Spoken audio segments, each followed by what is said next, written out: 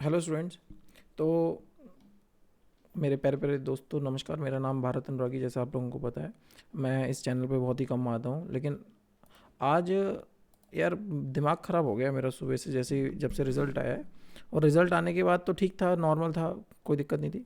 लेकिन रिज़ल्ट आने के बाद मैंने कल परसों से पहले, थोड़े दिन पहले, भी 2-3 दिन पहले 12th का रिज़ल्ट आया, और अभी कुछ दिन पहले 10th का रिज़ल्ट आया। मुझे रिज़ल्ट से कोई दिक्कत नहीं है। जहाँ पे मैं फ्रस्ट्रेटेड इस बात को लेकर हो गया हूँ कि यार जो देखो यार, उस उन बच्चों के स्टेटस डीपी सब लोग डाल रहे हैं, यार अच्छी बात है, आपको कोई दिक्कत नहीं है। लेकिन स्कूल वालों ने एक अलग ही प्रचार करना शुरू कर दिया, बाकी स्कूल वालों ने। मुझे किसी स्कूल से कोई प्रॉब्लम नहीं है, लेकिन हमारे इतने स्टूडेंट्स ने इतने बच्चों में से इतने के 90% मार्क्स से ज़्यादा आए हैं। हमारे 50 बच्चों में से 40 बच्चों के 90% से मार्क्स ज़्यादा हैं। भाई बहुत अच्छी बात है, आए हैं तो ठीक है, अच्छी बात है। लेकिन यहाँ पर कहीं ना कहीं एक बात सोचने वाली है कि हम उन बच्चों को क्या इंसल्टेड फील नहीं कर रहे हैं, जिन बच्चों के मार्क्स 70 से कम आए हैं, जिनके 50 से कम आए हैं, या फिर एटलीस्ट जो बच्चे क्रैक ही नहीं कर पाए, कहीं हम उन लोगों को इंसल्टेड फील नहीं कर रहे हैं।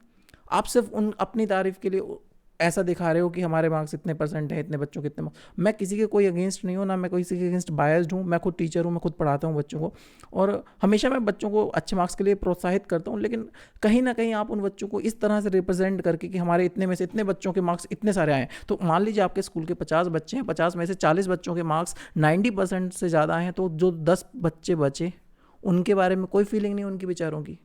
क्या उनको ऐसा फील नहीं हो रहा है इस समय लाइफ में कि उनके साथ कुछ गलत हुआ है?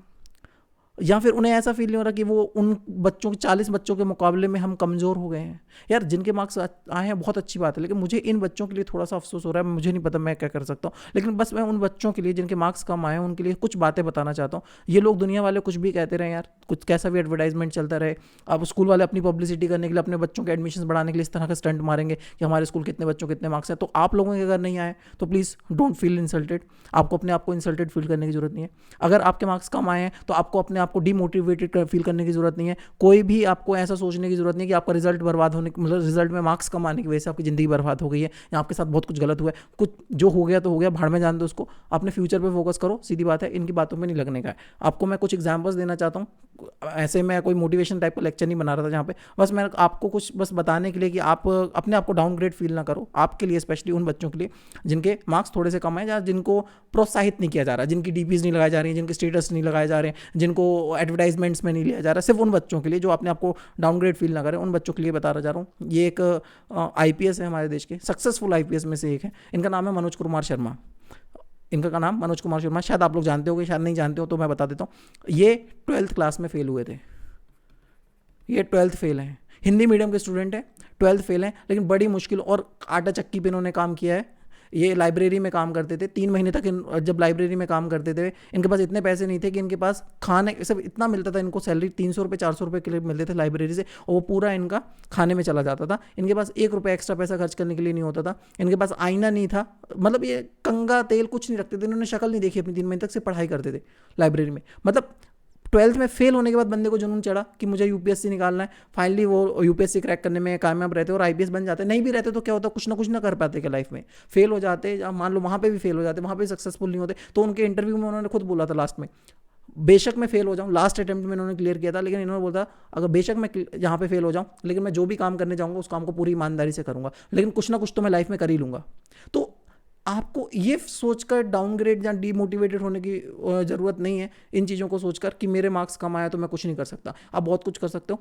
इनके बारे में कौन नहीं जानते, इनके बारे में क्या बताऊं मैं आपको, सब लोग जानते हैं। तो जब ये इनको आप पूरी दुनिया लोग इंस्पिरेशन की तरह देख सकता है, संदीप महेश्वरी जी को। ये भाई साहब कॉलेज ड्रॉप आउट है, उन्होंने कॉलेज छोड़ दिया। ऐसे आपको बिलियनियर्स मिलियनर्स का ही देखेंगे जिन्होंने कॉलेज छोड़ दिया। भाई marks is the part of life, important है मार्क्स अपने लाइफ के लिए, लेकिन उसकी वजह से अपने आप को डीमोटिवेट फील करना है, अपने आप को हल्के में लेना, it not a right task. और ये कैलाश कत्तर जी हैं, ये भी, इनको भी अपनी 10th क्लास में ही अपनी पढ़ाई छोड़नी पड़ती है, क्योंकि उनके फाउंडर में से कह सकते हैं। तो मैं सिर्फ 2-3 एग्जांपल आपके सामने पेश करूँ, करने के लिए मैं बहुत सारे कर सकता हूँ। बस ऐसे लोग भरे पड़े हैं दुनिया में, जो या तो स्कूल में फेल हुए हैं, जिनके मार्क्स कम आए हैं, लेकिन उन्होंने लाइफ में हार नहीं मानी और उन्होंने बहुत बड़े बड़े काम किए हैं और बहुत बड़े बड़े मुकाम पर हैं। तो ये एक लाइफ का एक पार्ट था छोटा सा।